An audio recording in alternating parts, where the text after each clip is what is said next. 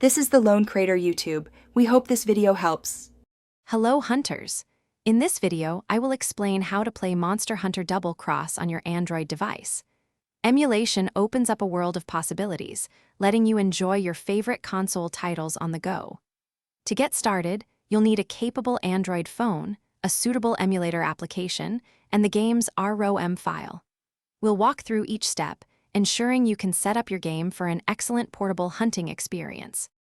Before diving in, let's gather your essential tools.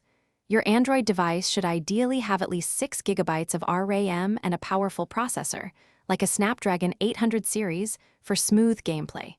Next, you'll need to download a reputable Nintendo 3DS emulator. Finally, ensure you have legally obtained the Monster Hunter Double Cross ROM file. These components are crucial for a successful setup. Now, let's get the emulator ready. First, install the emulator application on your Android phone. Once installed, open it and navigate to load your Monster Hunter Double Cross ROM file.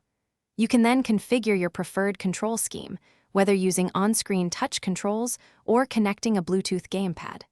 Don't forget to adjust the graphics settings to find a good balance between visual fidelity and performance.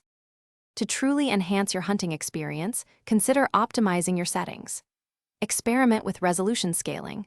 Often, 2x native resolution offers a great visual upgrade. If you encounter any slowdowns, enabling frame skipping can help maintain a consistent frame rate. You might even explore custom texture packs for even better visuals. With these steps, you're all set to enjoy Monster Hunter Double Cross on your Android device, anytime, anywhere. Thanks for watching. Consider subscribing if we helped you.